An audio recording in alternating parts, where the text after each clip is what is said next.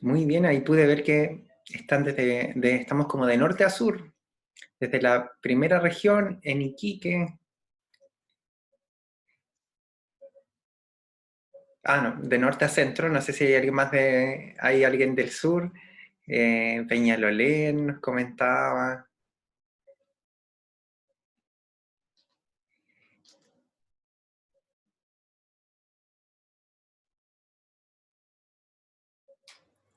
muy bien. Vamos a comenzar, entonces les quiero dar la bienvenida a todos, a todas que se integran a esta clase. Vamos a estar hasta las 8, vamos a estar compartiendo una hora acerca de un tema que de pronto ustedes conocen muy bien, quizá por el espacio donde trabajan, quizá porque les interesa conocer más sobre este tema, perfeccionar ciertas habilidades o potenciar los talentos que ustedes ya tienen. Así es que les damos la bienvenida a esta masterclass que ha sido creada por la UTEC y el Centro de Capacitación Alicab. Comenzaremos entonces hablando sobre el bullying y el ciberbullying con esta clase. Compartiremos una hora acerca de este tema y los temas que también van rodeando aquello que de pronto hoy preocupa bastante. Estamos en el mes de marzo, habitualmente a través de los medios de comunicación, marzo es el mes donde se habla bastante acerca de la convivencia escolar. Y la idea, bueno, es favorable que se hable sobre la convivencia escolar, sobre la salud de los niños y las niñas, pero de forma lamentable el bullying y el ciberbullying están presentes en sus distintas variantes. Uno de ellos las 24 horas del día, 7 días de la semana, a veces no respeta vacaciones, no respeta edad, género, sexo de los niños, niñas y adolescentes. Así es que bienvenidos y bienvenidas a Hablemos de Bullying y Ciberbullying. Mi nombre es Jorge Escudero, perdón, me devolví. Mi nombre es Jorge Escudero Bello, yo soy de profesión psicólogo de niños, niñas y adolescentes. He hecho mi especialización desde la psicología clínica infanto-juvenil y desde la comunicación social. Desde ahí el interés por ir conociendo distintas formas de conocer las conductas que nos muestran los niños y las niñas, conocer distintas estrategias de comunicación que se pueden aplicar a la educación y actualmente me encuentro estudiando mucho más acerca de las dificultades que hay dentro o fuera del aula, pero desde la perspectiva de la neuropsicología. Así es que, conociendo esto, vamos a lanzarnos y nos vamos a tirar de pronto un piquero en este tema que es súper interesante, pero a la vez muy delicado y tiene que ver con el bullying y el ciberbullying. Antes de que pasemos a conversar más temas de definiciones o más temas técnicos, yo las quiero invitar a que participemos en esta actividad que es el conocido verdadero y falso. Entonces, yo les voy a dar una frase y ustedes en el chat, ojalá puedan abrir su chat, pongan su respuesta, señalen si es que esto es verdadero o es falso. Y luego compartiremos para ver por qué usted escogió que era verdadero o por qué señaló que era falso. Así es que pongan mucha atención con la siguiente frase. Dice así: la literatura científica refiere que las niñas sufren más ciberbullying que los niños. ¿Qué piensan ustedes? ¿Esto es verdadero o es falso? Voy a abrir mi chat para poder leer sus respuestas aquí. ¿Verdadero o falso? Entre paréntesis, bienvenida Mirta desde Argentina. Mira, desde Argentina. Paola López dice que esto es verdadero. Mayormente las niñas sufren más ciberbullying que los niños. Aquí, Paola dice verdadero. Camila dice que es verdadero. ¿Hay más opiniones? ¿Qué se les ocurre? ¿Verdadero o falso?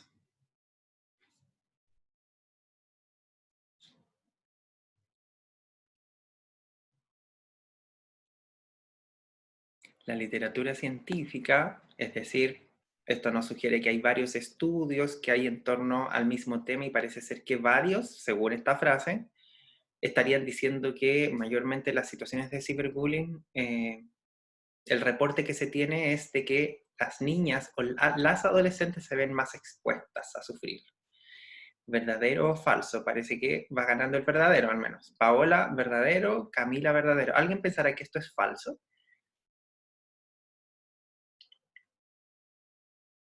Le consulto entonces.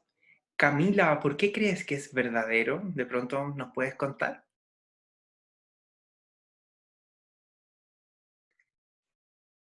Hola, ¿se escucha? Sí, se escucha bien. Bueno, yo creo que a mí pensar en cuanto a las adolescentes sufren mayormente el ciberbullying, ya sea por su peso, por su estatura, su apariencia en realidad. En Mm. cambio, los hombres, o sea, por lo que yo creo, eh, ellos no se enfocan tanto en eso entre hombres como la rivalidad entre mujeres. No sé si se va a entender un poquito. Ajá. Sí, yo comprendí. Por lo que tú nos compartes, hay un tema que tiene que ver con parece ser una mayor exigencia sobre el físico o los estándares de aspecto físico sobre las mujeres en comparación a los hombres. Em, Muy bien, Camila. Paola, ¿por qué dijiste verdadero? ¿Nos puedes justificar tu respuesta? Hola, buenas tardes, ¿se escucha? Sí, se escucha, Paola. Sí, mire, comparto mucho lo que dice Camila en relación a que aparentemente, por lo que yo he visto y vivido, culturalmente las mujeres tienden más a estigmatizar por cosas físicas, más que los hombres. Y si mal no recuerdo, y no, de verdad no quiero quedar de pecar, creo que en relación al caso que se vivió hace poco del chiquitito que se suicidó en Estados Unidos, creo que haber leído en alguna parte que decía que era más frecuente en niñas que en niños. Ujú. Ah, exactamente. Muy bien. Gracias, Paola. Claro, esa noticia lamentable vino a abrir un tema importante y parece que fue también el momento en el que, al menos durante este año, se comenzó a hablar sobre la gravedad del bullying y el ciberbullying. Entonces, muchas gracias, Paola y Camila. Vamos a conocer la respuesta y la respuesta es verdadera. Si bien hasta la fecha no existe consenso en la medida del bullying y el ciberbullying, algunos países muestran algunos datos, otros muestran otros, lo que se va repitiendo y lo que se va viendo con frecuencia es que se muestra que las niñas se ven más expuestas al ciberbullying que sus pares varones, pares en términos de edad y de compartir la escuela. Aquí hay varias variables que influyen. La cultura machista en la que muchas veces nos encontramos, la cultura adultista en la que nos encontramos pone en desventaja a las mujeres o a lo femenino y a los niños y las niñas.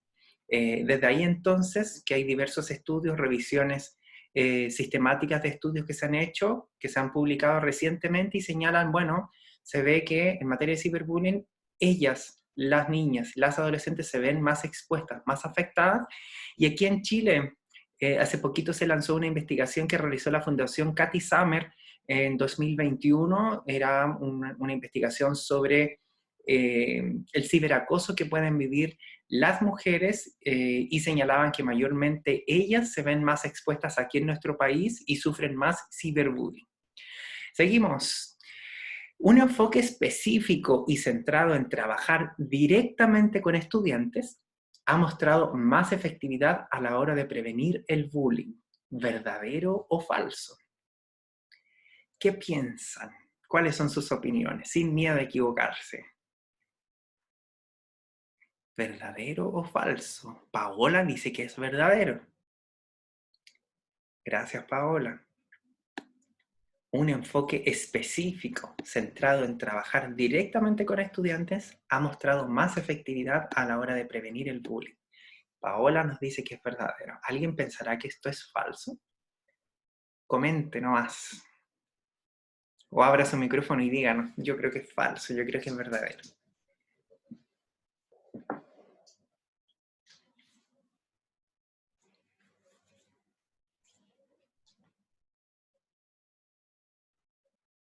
¿Qué piensan ustedes? ¿Verdadero o falso? ¿Alguien que apoye a Paola o que piense contrario a Paola? Un enfoque específico y centrado en trabajar directamente con estudiantes parece ser más efectivo.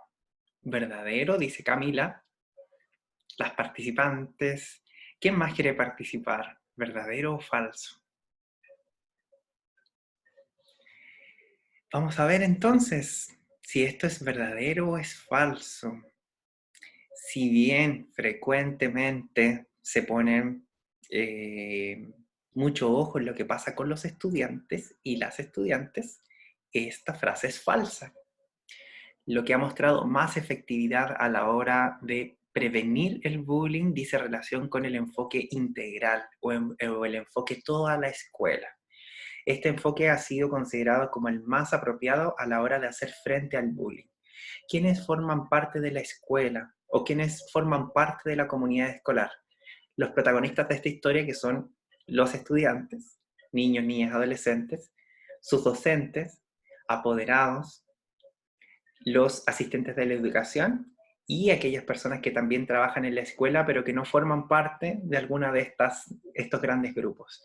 E incluso forma parte de la escuela y de esta comunidad escolar la comunidad que está cerca de la escuela, los vecinos y las vecinas que viven al lado, al frente, porque también ven o escuchan o forman parte de esta comunidad.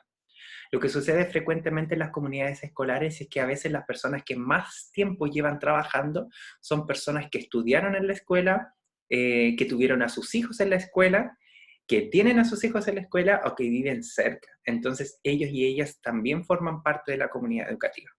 Actualmente la gran dificultad que es posible ver en las comunidades escolares es que mayormente las actividades como talleres, las acciones preventivas, se centran mayormente en los estudiantes o en los profesores o profesoras. Entonces estamos abarcando solamente una parte de esta gran torta que involucra más integrantes y donde todos quieren hacer algo en favor de los niños y las niñas. Entonces, ahí el enfoque integral o el enfoque toda la escuela puede ser muy efectivo. Siguiente frase, ustedes me dicen si es que esto es verdadero o es falso. Las comunidades escolares siempre cuentan con amplia información sobre cómo detectar y abordar el bullying. ¿Verdadero o falso? ¿Qué piensan?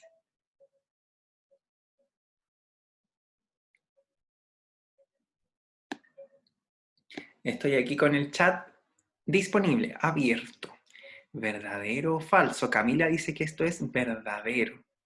¿O no? Ah, no, me equivoqué. Camila dice, leí la respuesta pasada. Camila dice que es falso. Paola dice que es falso. Las comunidades escolares siempre cuentan con amplia información sobre cómo detectar y abordar el bullying. Yael dice que es falso. Macarena Rivas, desde Pica, dice que es falso. Pero ¿cómo va a ser falso si yo veo tantos textos, campañas que se hacen en las escuelas? ¿Acaso eso no es suficiente? ¿A alguna de ustedes o a alguno de ustedes que piense que esto es falso le gustaría comentar por qué cree que es falso? Por ejemplo, Macarena, ¿te gustaría decir por qué tú crees que las comunidades escolares no siempre cuentan con amplia información?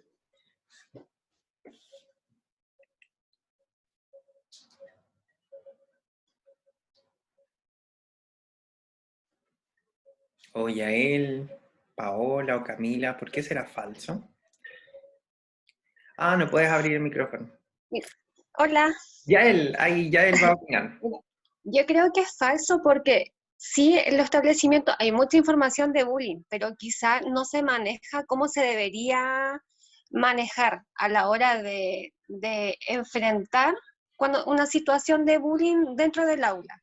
Porque, bueno, yo soy técnico en párvulo y mi hija va al colegio y de hecho mi hija ya ha presentado algunas quejas con la profe de que le están haciendo bullying, que la molestan por su físico o la molestan como está vestida o por el tema de un lápiz. Entonces la profe me dice que no saben cómo abordarlo, cómo tratar al niño. Entonces yo creo que hay mucha información, pero quizá no se especializan mucho en el tema de cómo abarcar y poder ayudar en la situación que se están dando mucho más ahora que estuvimos en pandemia, los niños volvieron a clase, entonces han llegado niños también muy agresivos y con distintas actitudes que quizás uno no sabía que el niño le iba a tenerla.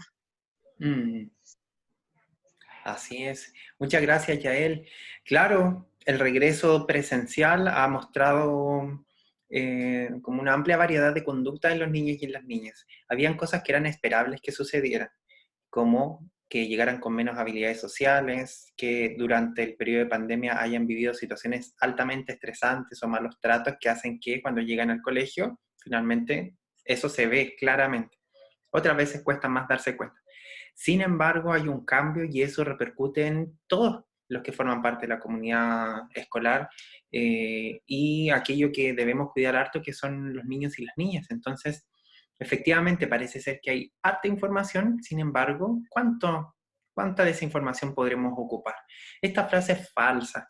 Lo que se ha estudiado es que eh, está la sugerencia de poder aumentar el conocimiento que tienen los estudiantes, las estudiantes sobre los malos tratos entre pares, con un enfoque, con un lenguaje, con una forma que sea comprensible por los niños y las niñas en distintas edades. Una sola forma para todos no sirve. No sirve, por ejemplo, un tríptico para todo el colegio porque los niños de primero básico están aprendiendo a leer, los de quinto básico están interesados en otros temas, los de enseñanza media en otros, hay que llegar de forma distinta. Pero no solamente a ellos, y como ya la frase anterior nos decía, hay que centrarse en más personas, por ejemplo, en entregar espacios de formación para los docentes y las familias. ¿Sí? Y estos espacios de formación a veces son difíciles en las escuelas. Por una parte, porque las familias a veces se sienten poco parte de las escuelas y tienden a participar poco en las reuniones de apoderados o en las actividades escolares. Y por otra parte, porque parece ser que muchas personas refieren, en otros momentos la escuela estaba abierta a la comunidad y ahora no. Entonces, este que era un lugar de encuentro para todos, parece ser que ya no lo es. Recobrar esos espacios o recuperar esos espacios puede ser una buena forma de entregar información al respecto. Y la información parte desde las temáticas relacionadas con bullying, pero también otro tipo de situaciones que afectan a los estudiantes. Última frase. Se ha visto que 9 de 10 estudiantes que sufren ciberbullying también sufren acoso tradicional o bullying. ¿Creen que esto es verdadero o es falso? Se ha visto que 9 de 10 estudiantes que sufren ciberbullying también sufren por acoso tradicional. ¿Verdadero o falso?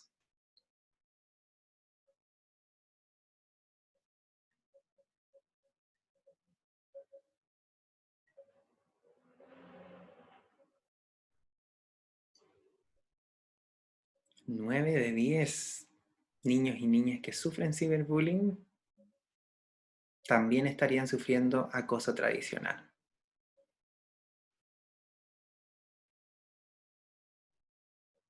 Y esta frase es verdadera. A Paola le gustaría que fuera falsa, pero lamentablemente es verdadera.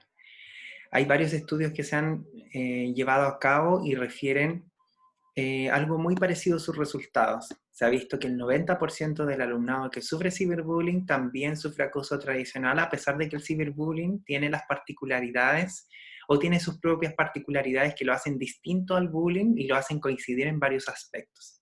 Así es que, bueno, nos metemos de lleno en las definiciones sobre bullying y ciberbullying. Probablemente hemos escuchado hablar harto sobre bullying. Muchos niños y niñas dicen, a mí me hacen bullying en el colegio.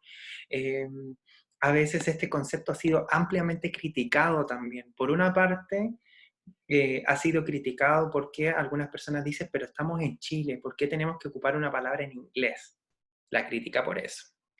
La crítica que a mí me ha tocado escuchar de profesionales que trabajan en escuelas que dicen, entre comillas, no lo digo yo, lo he escuchado, dicen, pero es que los estudiantes ahora todo lo que les pase es bullying.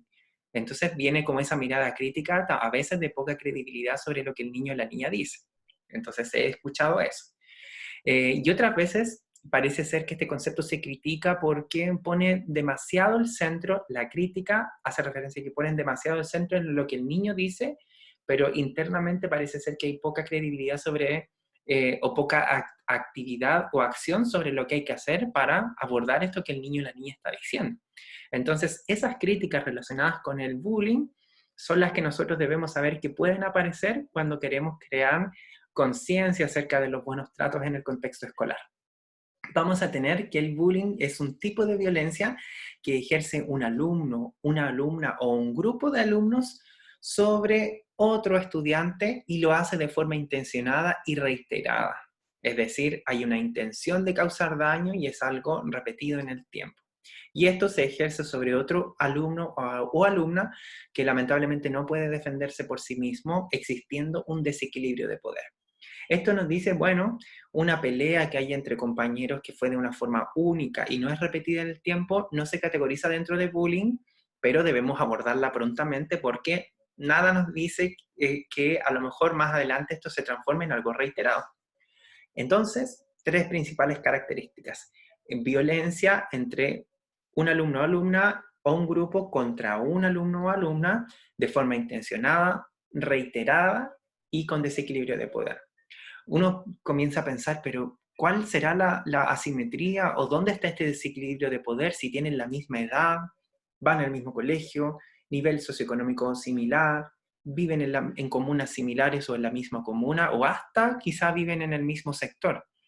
Algo sucede en cuanto a la relación que se establece entre ellos y ellas que dice, bueno, aquí hay algo que lamentablemente está sucediendo y que hace que esta violencia se presente. Pese a que esta definición se las comparto ahora, hay más definiciones. Sin embargo, casi todas apuntan a que hablamos de intencionalidad negativa, esto es reiterado en el tiempo y hay un desequilibrio de poder. ¿Sí? Bueno, nos encontramos también con quien viene a ser el primo del bullying y tiene que ver con el ciberbullying. Para poder conocer el ciberbullying es necesario conocer de qué se trata. Y entonces ahí diremos que el ciberbullying se define como desde el mismo marco del bullying tradicional. Sin embargo, si el bullying tradicional mayormente se ejercía dentro de las horas de clases, en la sala de clases o fuera o en puntos ciegos de la escuela o del colegio, aquí diremos que la estrategia es otra y que suele ser más peligrosa. Se entiende como la intimidación o agresión que es de forma intencionada y continuada, sigue siendo intencionado y repetido en el tiempo, pero aquí a través de medios electrónicos como los teléfonos móviles, internet, resultando nuevamente en un desbalance de poder. Entonces esto nos dice, esto es grave también, porque sugiere que es difícil que Internet deje de funcionar a alguna hora del día para que el niño o la niña sienta que nadie va a estar agrediéndolo por las redes sociales, por ejemplo. Esto funciona todos los días, todo el día, acentuando los efectos negativos que este tipo de agresión tiene sobre quien sufre a partir de esto. Bullying y ciberbullying deben ser entendidos desde distintos panoramas, pero hay una forma de poder comprender cómo es que funciona esta dinámica y esto dice relación con conocer sobre la triada del bullying y el ciberbullying. Probablemente ustedes han visto esta triada. La teoría dice que hemos estado en al menos 2 puntos de este triángulo. Hablamos de aquellos niños y niñas o estudiantes que son testigos de lo que sucede. Actualmente se habla de ser testigo salvador o testigo salvadora. Quiere decir que yo, pese a que siento miedo, vergüenza o culpa, necesito acercarme a un adulto de confianza para contarle lo que yo estoy viendo. Está también la categorización de quien sufre el bullying. Desde una propuesta más ligada de pronto a ver a la infancia como una infancia que tiene muchas oportunidades de cambiar y de desarrollarse, se ha sugerido desde algunos aspectos teóricos que más que hablar de víctimas, se hable de quien sufre el bullying. Porque hay niños y niñas que a veces crecen, pasan su infancia y adolescencia sintiendo que son víctimas, y eso puede ser peligroso, porque podría hacer que las relaciones que establecen con otras personas sean bajo ese prisma, de que yo soy víctima. Y lo que queremos es que, claro, se reconozca que ellos sufren bullying en este momento de su vida, pero que en otro tipo de relaciones, si esto vuelve a pasar, no se posicionen como víctimas, sino que sepan que ellos pueden pedir ayuda, pueden defenderse frente a eso. Quien sufre bullying y quien ejerce el bullying. Entonces, mayormente desde la literatura, ustedes podrán encontrar que cuando se habla de quien ejerce bullying, se habla de el agresor.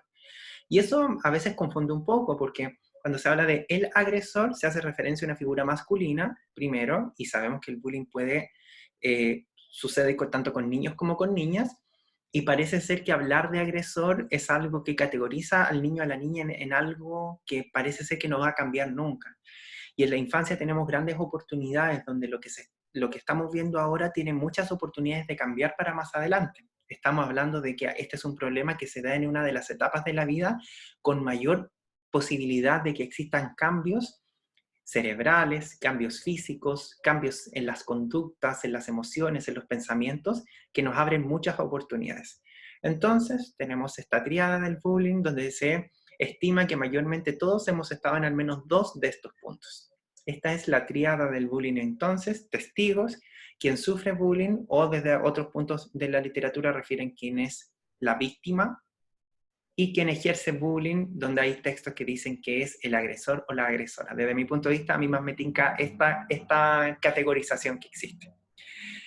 Vamos a hablar sobre las consecuencias del bullying y el ciberbullying, porque si bien en algún momento muchas veces se pensaba que las consecuencias negativas del bullying y el ciberbullying repercutían solamente en bajar las notas, no querer ir al colegio, no tener ganas de levantarse en la mañana, o estar desanimado durante el periodo de clases, pero parece ser que durante las vacaciones esto se borraba y los niños se olvidaban. Pensar eso muchas veces estaba ligado a una forma de pensar más bien adultista, quizá pensando que los niños, por ser niños, se van a olvidar de lo que les sucede. Y no es así. Hay consecuencias graves que se tienen respecto del bullying y el ciberbullying, como las que comentaban ustedes inicialmente, relacionadas con las conductas suicidas. Vamos a ver algunas consecuencias en términos individuales y otras en términos comunitarios. En términos individuales, hemos visto, o los distintos estudios que se han hecho en torno a este tema, han llegado a la conclusión de que las consecuencias negativas no solamente se presentan para quienes sufren el acoso, sino que también para los estudiantes que ejercen estos malos tratos. Por eso es tan importante que el centro esté puesto en ayudar a todos los que forman parte de esta triada, porque todos la están pasando mal. Es un error que frecuentemente se dé atención solamente a una parte de esta triada, porque estaremos dejando de cubrir otra parte que es importante. Por ejemplo, estamos súper resfriados y nuestro doctor o doctora nos da un medicamento para poder aliviar el dolor muscular, pero seguimos estando con mucha mucosidad, seguimos con dolores de cabeza, seguimos irritables, nos duele la garganta, nos duele los oídos. Es decir, aquí pasa algo parecido. Las consecuencias negativas no solamente se dan en una parte, sino que en todas, en términos de ir viendo individualmente a los miembros de esta triada. En quienes ejercen malos tratos se produce una sobrevaloración de la violencia como forma de conseguir los objetivos que ellos o ellas tienen, es decir, una visión errada acerca de lo que yo quiero conseguir y cómo lo voy a lograr. En algún momento, cuando una persona o nos hemos visto así, expuestos a situaciones de violencia, muchas veces se nos dice, si te van a robar, entrega todo. Parece ser que realmente existe esta forma de que para defenderme es mejor entregar aquello antes de que mi vida esté en peligro. Pero cuando lo vemos desde conductas que son violentas, por ejemplo, o una conducta violenta, una acción que tiene que ver con maltratar a otra persona, y eso se utiliza como una forma de conseguir objetivos, es un mensaje equivocado para muchos niños y niñas, pensando que esa va a ser la estrategia que le va a servir en muchos más contextos. El distanciamiento de las normas, el abuso de poder sobre otras personas y una posible generalización a conductas predelictivas. Es aquí donde nosotros vamos viendo que a través de estudios que se han hecho durante muchos años en una misma persona, se ve que si el bullying no se logra abordar oportunamente en el contexto escolar, es posible que aparezcan conductas predelictivas o delictivas en la juventud o en la adultez. Entonces, desde aquí es que nosotros podemos decir, tenemos una gran misión, porque lo que pasa aquí y el abordaje que se dé va a influir en lo que pasa en nuestra sociedad finalmente más adelante.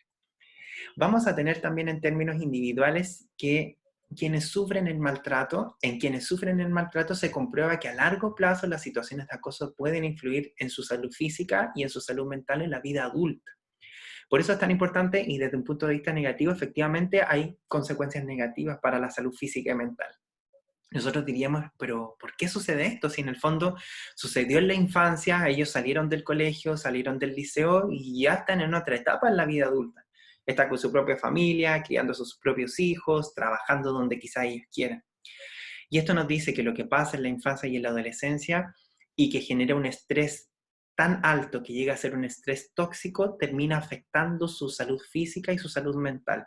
Porque este niño, esta niña, al estar en un proceso o en una etapa de la vida de grandes cambios y gran desarrollo, esta gran oportunidad que su organismo entrega para aprender una gran cantidad de habilidades, más bien se ve estancado y el niño y la niña más bien aprende a defenderse frente a las adversidades. Esta defensa frente a las adversidades causa lo que se llama, o lo que podría ser una especie de agotamiento o, entre comillas, intoxicación por el estrés que está viviendo en un ambiente donde pasa la mayor parte del día. Entonces, las influencias negativas pueden extenderse incluso a la vida adulta. En quienes sufren el maltrato se pueden producir dificultades de aprendizaje, la fobia escolar, un bajo rendimiento, el ausentismo, estrés, depresión, angustia, todo aquello que rodea finalmente sentirse muy ansioso o ansiosa, y en casos extremos, pero no aislados, situaciones que pueden conllevar ideación suicida o la conducta suicida propiamente tal. Esto nos dice entonces que estas dificultades relacionadas con el bullying y el ciberbullying no son un tema de niños, sino que es un tema donde los adultos nos tenemos que hacer responsables para saber qué tenemos que hacer. Por ejemplo, a lo mejor yo no tengo hijos o hijas, no tengo sobrinos o sobrinas, pero sí tengo estudiantes. Yo puedo hacer algo. Yo no trabajo en escuela, por ejemplo, yo no tengo, no hay niños en mi familia, pero sí trabajo en un lugar donde me toca atender a niños y niñas por su salud, por ejemplo. A lo mejor son pacientes que tengo en el lugar donde trabajo. A lo mejor no trabajo en ninguno de esos lugares, pero en el almacén donde yo estoy, frecuentemente van estudiantes a comprar. Entonces yo algo puedo hacer si es que veo que esto está sucediendo, porque alertar prontamente a adultos responsables de la comunidad escolar puede ser un poderoso elemento de cambio de aquello que está sucediendo y que finalmente se manifiesta como señal de alerta en estas conductas que podrían aparecer. Y vamos a ir viendo qué es lo que pasa a nivel comunitario. Nos encontramos con varios cambios que muchas veces se dan y la comunidad también sufre a partir de lo que sucede. Los niños y las niñas sufren lo que sucede. El acoso escolar sale de la escuela cuando las conductas violentas se transfieren a otros contextos. Nosotros a veces podremos ver que es esperable que los niños en el colegio tengan una conducta, pero en la casa tengan otra. Niños o niñas que en la casa su comportamiento es excelente. Estoy generalizando porque tenemos muchas formas de comportamiento excelente, pero vamos a decir que tiene un buen comportamiento y en el colegio no. O al revés, en la casa no, pero en el colegio son excelentes. Entonces uno dice, qué extraño que en algunas cosas pasen en la casa y en otros contextos no. Sin embargo, el acoso escolar o las situaciones de violencia dejan de ser muchas veces solamente un tema de escuela, y esta conducta violenta termina generando como una especie de mancha o tiñendo otros aspectos de la vida de los niños, porque se generaliza esta forma de respuesta frente a situaciones que ameritan competencia o tienen un poco de estrés, y finalmente la conducta violenta termina siendo como el recurso para salir de allí.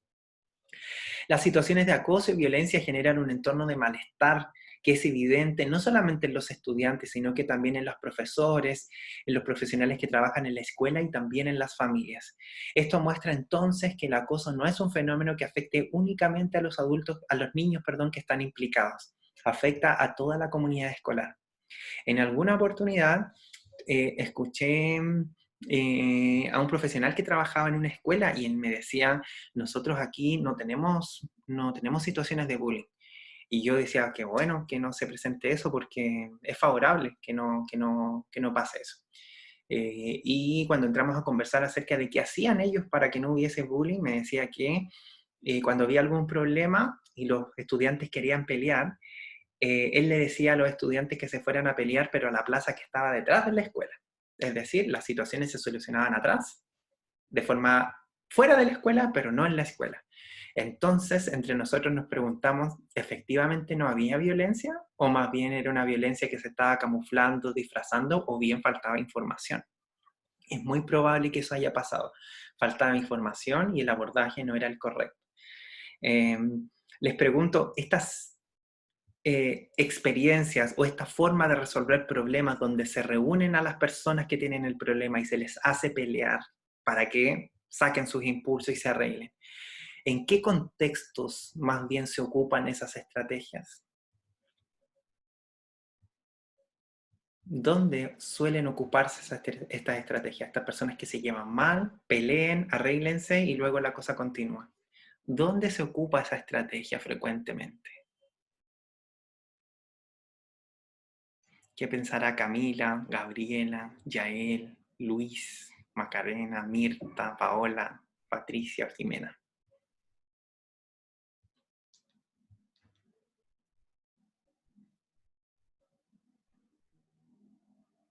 Frecuentemente, ¿dónde se ocupan las estrategias que a las personas se les hace pelear en un lugar para que se arreglen? Mayormente en los contextos de cárcel se ocupan esas estrategias. Lamentablemente, entonces diríamos, la escuela debe tener características parecidas a una cárcel en cuanto a la forma de resolver problemas. Claramente no. Ahí hay un abordaje que es inadecuado. Otro abordaje inadecuado es que se enfrente o se confronte al niño o niña que ejerce el bullying y a quien lo sufre. Como, ¿es verdad que te hace esto? ¿Es verdad que tú hiciste esto? Entonces dense la mano, reconcíliense frente a todo el curso. Esa es una forma violenta también de abordar un conflicto, porque expone a la persona que está sufriendo a una presión donde tiene que finalmente ceder, argumentando que a lo mejor el otro se equivocó y que no hay forma de asegurarnos que esto va a cambiar. Aquí debe haber una intervención desde todo el entorno, desde todos los adultos que forman parte también de esta situación, porque todos están viviendo un malestar. Vamos a tener también que la agresividad de estudiantes en la escuela se traslada en ocasiones a otras relaciones futuras. Se ha visto que también situaciones de bullying que suceden ahora pueden ser el inicio de situaciones violentas que se dan en las relaciones de pareja. Existen estudios que muestran que hay relación entre la violencia en el ámbito de la pareja y el haber ejercido bullying en el contexto escolar. Es decir, aquí tenemos en nuestras manos también, o en el entorno escolar, prevenir que esto suceda o que se manifieste en otras formas u otras formas de expresión de violencia. Los estudios longitudinales, es decir, estos estudios que estudian por largo tiempo una situación o a veces las enfermedades o los problemas sociales, verifican que algunos alumnos identificados como, entre comillas, agresores, este estudio habla de, entre comillas, agresores en la escuela, tuvieron hijos que se comportaron de forma agresiva en mayor proporción que quien no fue, entre comillas, agresor. Esto nos dice entonces, parece que hay conductas violentas que se terminan traspasando a siguientes generaciones. Y si no entregamos información o no hacemos acciones preventivas, probablemente no solamente estos actuales niños se van a ver en desventaja, sino que también los hijos de estos niños. Desde las dinámicas de trauma, se dice que el estrés que pueden vivir muchos de los niños actualmente, si no se aborda oportunamente, podría afectar de forma negativa hasta a 3 generaciones posteriores. Esto nos dice entonces, si queremos hacer cambios en 3 generaciones posteriores, hay que comenzar ahora con estas situaciones que generan violencia y estrés en los niños y en las niñas. Terminando o cerrando esta parte de las consecuencias, vamos a ver que existe mayor probabilidad de mostrar comportamientos violentos y antisociales en la edad adulta cuando se ejercen situaciones violentas en la escuela, consolidando así los comportamientos socialmente indeseables, pudiendo conllevar problemas con las fuerzas de seguridad. Es decir, lo que sucede en términos de violencia hoy no es algo que más adelante, porque el niño o la niña salga de clases o se vaya de vacaciones, va a dejar de hacerlo. Si no se interviene oportunamente ahora o si no prendemos alertas ahora desde la posición en la que estemos, probablemente es muy probable que esto no cambie y que más adelante más bien tengamos que abordar varias situaciones violentas, no solamente en el contexto escolar, cuando ahora podríamos hacer algo. Desde ahí está la importancia de formarse, aprender y prevenir oportunamente. Antes de pasar a la última parte de nuestra clase, me gustaría preguntarle si hasta aquí alguno de ustedes o alguna tiene alguna pregunta o le llamó la atención algún tema que de pronto quisiera compartirlo.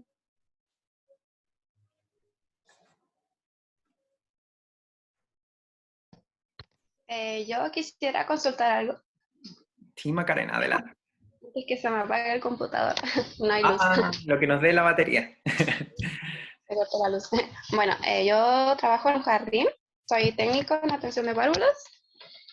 Y estoy con niñitos de 3 a 4 años. Y bueno, acá como estamos en la frontera con Bolivia, tenemos hartos niñitos de familia boliviana.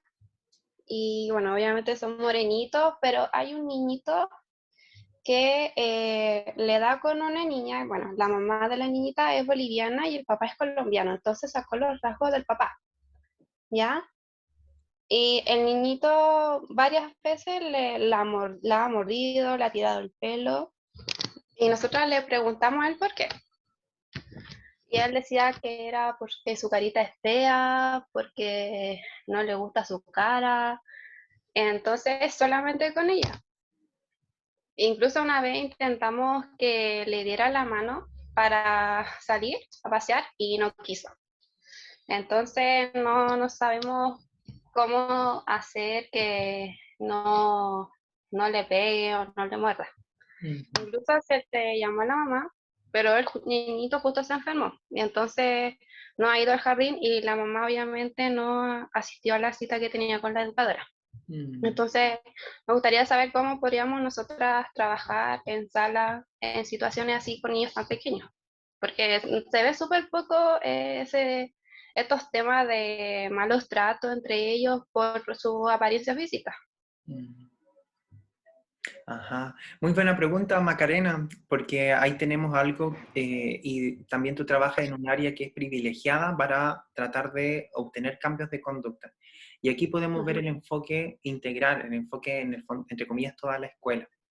El conversar esto con la mamá de este niño y con la mamá de la niña puede ser muy provechoso, porque podría prenderle alerta a los adultos acerca de cuál es el vínculo que ellos como familia tienen con las personas que son distintas, con las personas que a lo mejor tienen sus características físicas eh, distintas a sus pares. Una forma de hablar distinta, una piel distinta, costumbres o culturas diferentes. Entonces, alertar a los adultos más cercanos, porque desde ahí hay veces en las que muy probablemente los niños y las niñas replican los comentarios que escuchan en sus casas. Entonces, frecuentemente uno dice, pero ¿cómo siendo tan pequeño sabe tantas palabras que descalifican al otro? Entonces uno podría decir, quizá los entornos donde mayormente se mueve ocupan esas palabras. Eso podría ser explorar por ahí. Otro aspecto tiene que ver con cómo podemos abordar esto desde la sala de clases. A lo mejor ustedes ya lo han hecho, pero quizá también hay que reforzar eso. Hablar sobre las diferencias, las nacionalidades, crear instancias donde se hable de la interculturalidad, donde los niños que a lo mejor lleguen y son de Colombia pueden hablar sobre los bailes típicos, aquellos que son de Bolivia pueden hablar de los carnavales, aquellos que son de Chile, pero de la zona norte de Chile, puedan mostrar lo que conocen de la zona norte, y aquellos que a lo mejor nunca han conocido el sur de Chile pueden hablar sobre las diferencias que hay con las personas del sur. Mostrar las diferencias y explicitar, y a ir entregando palabras que hablen sobre conceptos respetuosos para el trato con sus pares. Desde ahí hay una buena forma. Eso desde lo explícito, desde la actividad misma, donde los niños idealmente todo su cuerpo conozca que hay cosas distintas. Y digo todo su cuerpo porque hay un aprendizaje grande que ellos tienen, no solamente a partir de lo que escuchan, sino que a partir de lo que, o sea, no solamente de lo que escuchan como instrucción, sino que también de lo que huelen, de lo que tocan. Entonces, ¿qué tal a lo mejor hablar sobre los platos típicos de distintos países? Escuchar músicas de distintos países, decir que todas son valiosas, es decir, ir entregando esos mensajes que desde la sala de clases sirvan. Ahí ustedes podrán manejar una variable súper importante que tiene que ver con el ir creando el nexo entre ellos para ver cuáles son los puntos que tienen en común. Es como este sentido de pertenencia. Ustedes de pronto como alumnos de este curso no son iguales, pero sí tienen puntos en común. Por ejemplo, lo más probable es que en la zona, en comunidades donde hay menos población, muchas veces los niños que asisten a alguna escuela viven cerca. Entonces tienes un punto en común con tu compañero porque viven cerca, porque los dos tienen un gato, un gatito, un perrito. Entonces ese sentido de pertenencia también puede ser algo que los favorece. Ahí abordarían algo desde el aula, pero también hay que abordar esto desde algo más amplio. Pensaría en eso en este momento, Macarena. Espero que te sirva eh, para que lo puedas ocupar ahí con tus alumnos y alumnas. Y aquí es donde hacemos la bajada a la prevención. Nosotros decimos, bueno, hay tantas formas de prevenir, pero ¿cuáles son las que han mostrado más efectividad o las que nos sirven? Y nosotros veremos que la prevención es una forma de evitar que aparezca un problema, o si este problema ya se presentó, que no se siga agravando. Por ejemplo, vamos a hablar sobre la prevención del coronavirus. Nosotros podemos prevenir contagiarnos, pero también podemos prevenir seguir contagiando a más personas. Entonces la prevención aquí actúa de esta manera. Yo prevengo que el bullying aparezca, por eso es importante no esperar a que haya una situación de bullying o de maltrato, o a que esta situación única de maltrato se extienda hasta que se llame bullying y recién abordarlo ahí, sino que, como lo ha pensado Macarena, ¿qué puedo hacer en este momento donde esto ahí está pasando y me está prendiendo luces de color rojo? La prevención entonces apunta a prevenir que esto suceda, y si es que esto ya sucede, evitar que esto siga escalando. Entonces, los estudios que se han hecho en torno a la prevención dicen, ojo, que no todos los formatos de prevención sirven. Hay algunos que, considerando ciertas características, pueden dar mejores resultados. Primero, ¿conocen ustedes alguna forma de prevenir el bullying? Les pregunto, ¿conocen alguna forma de prevenir el bullying? En el verdadero y falso dijimos una. Les pregunto a ustedes, ¿conocen alguna forma? Si quieren, abren su micrófono o lo escriben en el chat.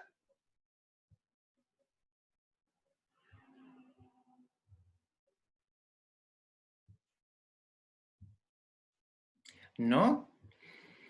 Bueno, tenemos distintas formas. Hay varios programas que a veces se ofertan en las escuelas, como el programa Kiva, por ejemplo, que se está piloteando en varias escuelas de Chile, y que ese es un programa que tiene varios componentes que aparecen aquí en esta presentación, y que nos pueden decir, mira, por aquí va la línea de la prevención para evitar saturar solamente a una parte de la comunidad escolar y evitar dejar fuera a otros. Se nos sugiere primero abordar un enfoque integral. Toda la escuela, toda la comunidad escolar debe recibir este enfoque preventivo.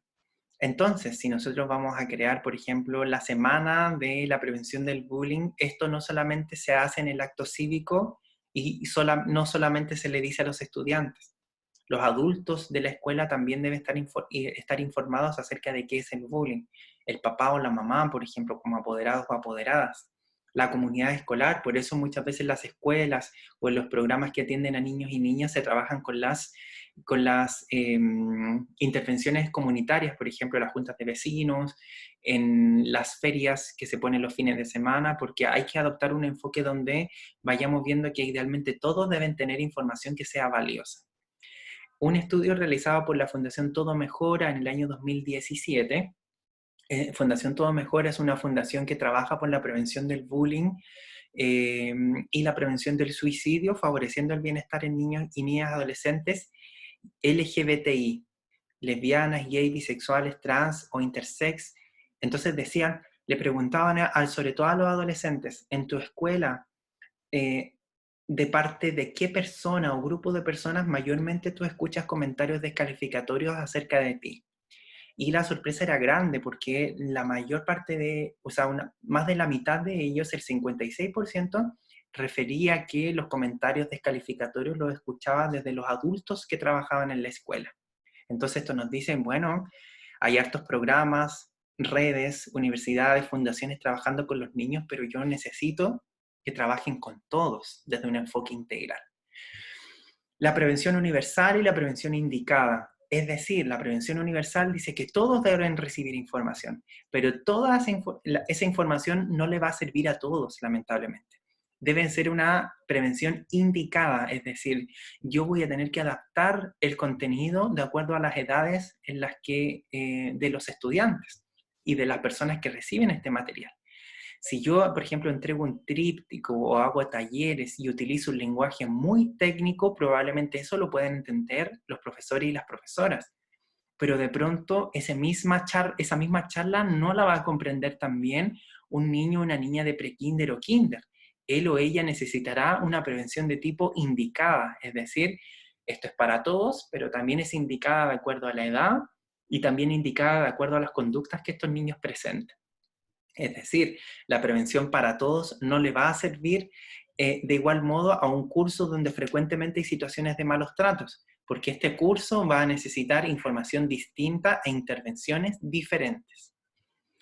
Vamos a tener también como recomendación, se privilegia que se favorezca un vínculo positivo entre la familia y la escuela.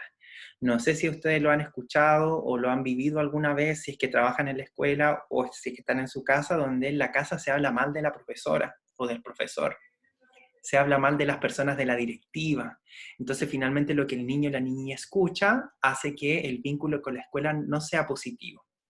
Cuando hay un vínculo positivo escuela y familia, se favorece que estos dos grandes ambientes donde los niños se mueven permanezcan en comunicación constante para alertar prontamente algo que de pronto esté preocupando en cuanto a las conductas. Es decir, ahí hay un factor preventivo importante.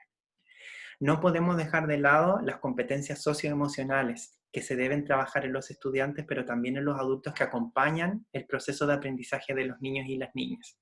El vínculo entre la prevención y las competencias socioemocionales son importantes. Y desde aquí es donde en nuestra sociedad, en nuestro país, estamos en una deuda, porque muchas veces luchamos bastante porque a los niños se le puedan entregar habilidades socioemocionales que no solo, o que la asistencia a clases no se centre exclusivamente en las habilidades que tienen que ver con habilidades cognitivas, es decir, niño o niña no solamente va al colegio o a la escuela a aprender un contenido curricular, también va a aprender hábitos, aprende formas de resolver problemas, hay veces en las que aprende a relacionarse con adultos, con sus pares, con niños más pequeños, es decir, aquí hay mucho de lo social y mucho de lo emocional.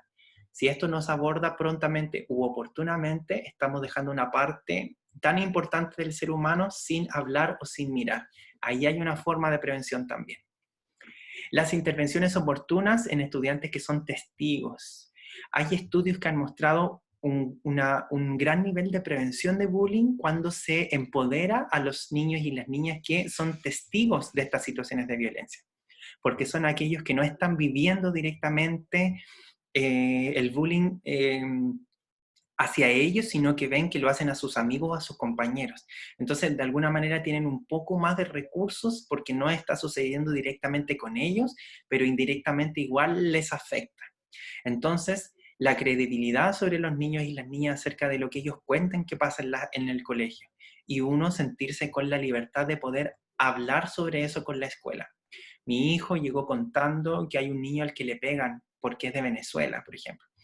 Mi hija llegó contando que hay una niña a la que le tiran alcohol gel en la cara porque, no sé, porque se saca buenas notas. Entonces, eso hay que alertarlo prontamente porque siempre en la escuela hay puntos ciegos que el docente no alcanza a ver, lamentablemente, o que incluso pasa cuando los colegios tienen cámaras. Las cámaras no alcanzan a grabar todo y hay puntos ciegos donde nadie ve lo que está pasando. A veces las conductas más complejas no pasan en la sala de clases, sino que pasan en el patio, en estos puntos ciegos. Tenemos la importancia de las competencias digitales. ¿Cuánto saben los niños sobre los aparatos electrónicos que tienen en sus manos? Saben descargar aplicaciones, buscar videos en YouTube, redes sociales, a veces las manejan mejor que nosotros, pero conocen realmente los riesgos, conocen la calidad y la cantidad de información que ellos les entregan a terceros, por ejemplo, saben usar un correo electrónico de forma segura, tienen correo electrónico, tienen redes sociales. De pronto como adultos quizás hemos caído en el error de mentir en las redes sociales para que el niño o la niña pueda tener un perfil. Si es que lo tiene, ¿quién administra ese perfil? ¿Yo o ellos? Entonces, estas competencias digitales necesitamos tenerlas, promoverlas para que finalmente no apuntemos a que los niños no se vinculen con la tecnología. Lo más natural es que lo hagan porque viven en un mundo y de hecho tuvieron clases no presenciales casi durante 2 años. Hay un vínculo con la tecnología, pero a veces sin tanta información y eso aplica tanto para ellos como también para nosotros los adultos. Y tenemos algo que es preventivo en todo contexto, tanto de los malos tratos que se dan en la sala de clases como fuera, y son los buenos tratos a la infancia. Un niño o una niña que recibe buenos tratos en su casa alerta más prontamente de situaciones de malos tratos en la escuela cuando vive buenos tratos en su casa, porque sabe lo que es ser bien tratado.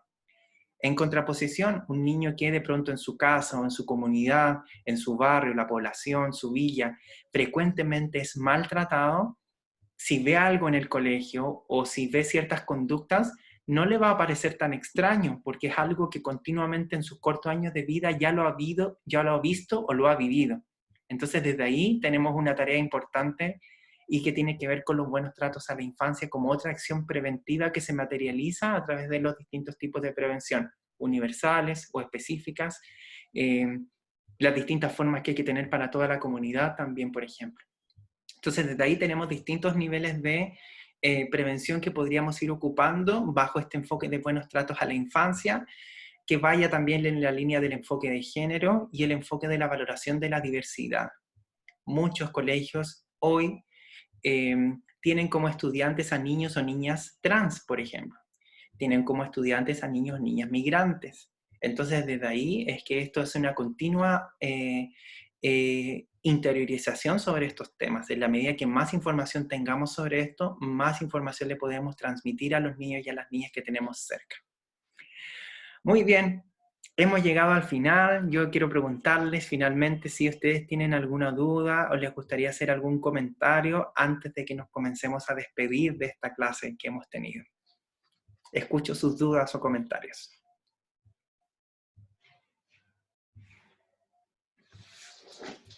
Hola, ¿me Gabriela, escuchas? sí.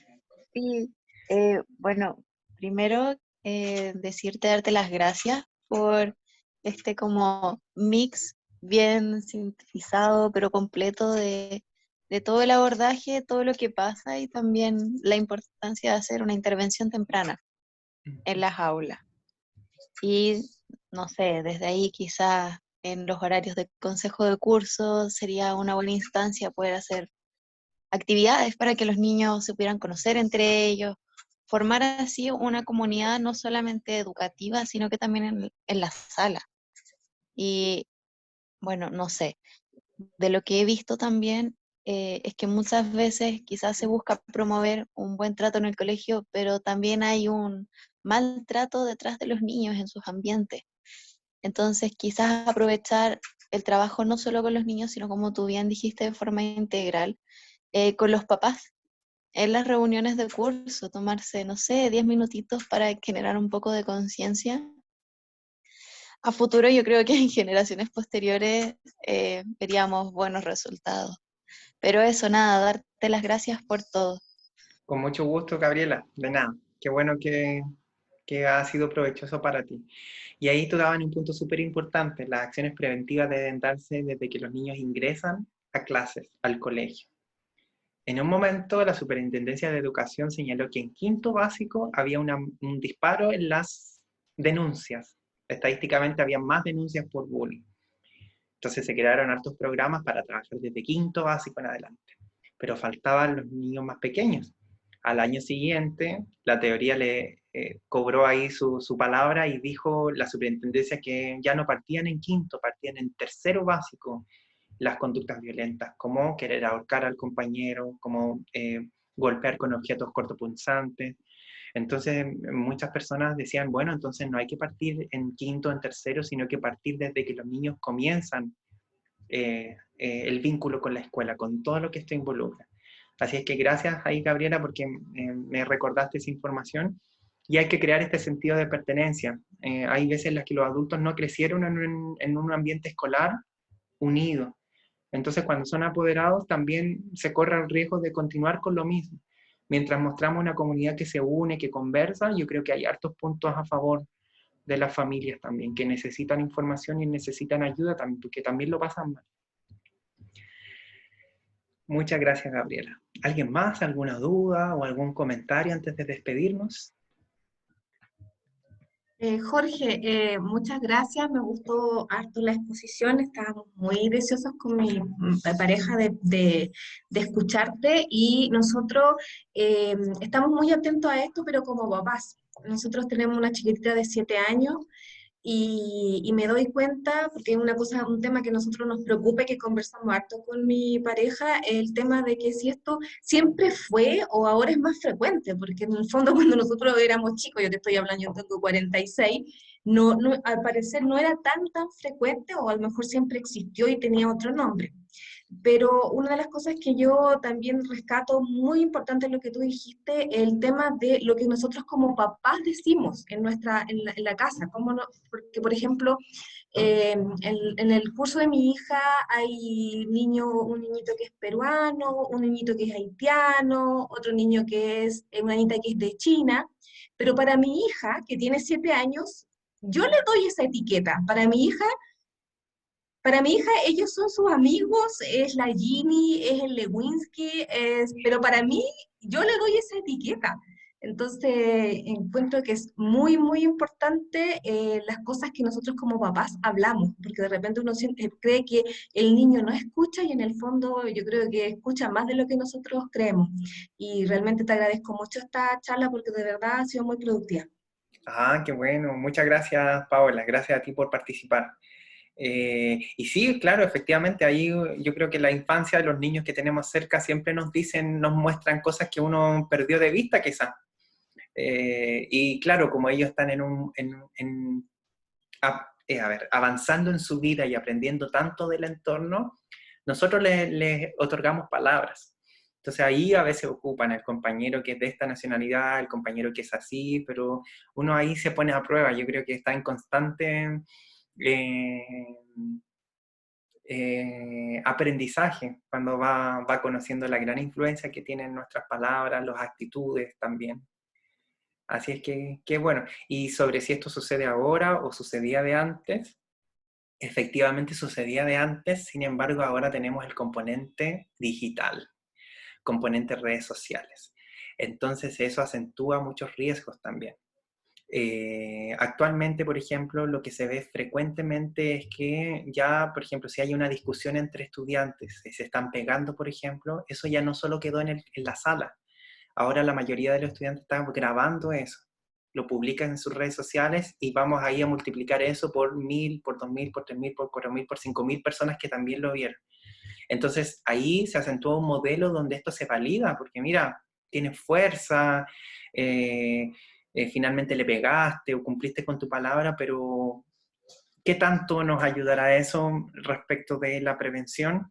Efectivamente sucedía de antes, solo que ahora está este componente digital que agrava las cosas también. Así es que, ya que el componente digital no lo podemos sacar porque es parte de nuestro día a día, ¿cómo lo ocupamos a nuestro favor? Ahí entran todos los medios de comunicación, las redes sociales, las personas que aparecen en televisión hablando, los que dan su ejemplo, conversen en sus casas sobre la cachetada que le dio Will Smith a esta persona en los Oscars. ¿Qué les parece? Hablemos sobre eso, porque hay cosas que a Will Smith algunas personas se lo aplauden, pero en nuestro contexto y en la vida real quizás no nos van a aplaudir pegarle a alguien una cachetada. Ahí tenemos material para prevenir también.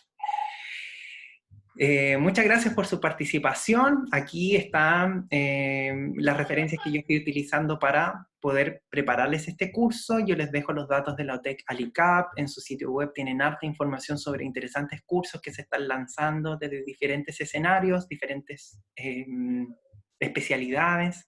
Está el Instagram, de pronto por ahí conocieron sobre esta masterclass, y el Centro de Capacitación ALICAP, que es el Facebook.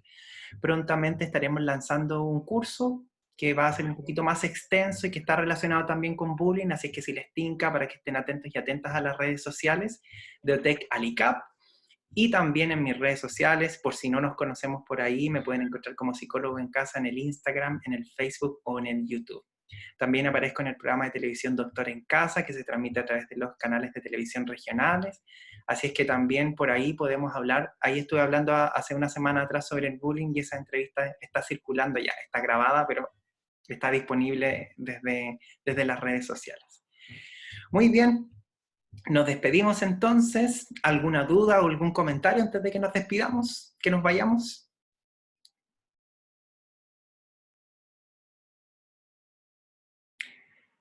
No, muy bien.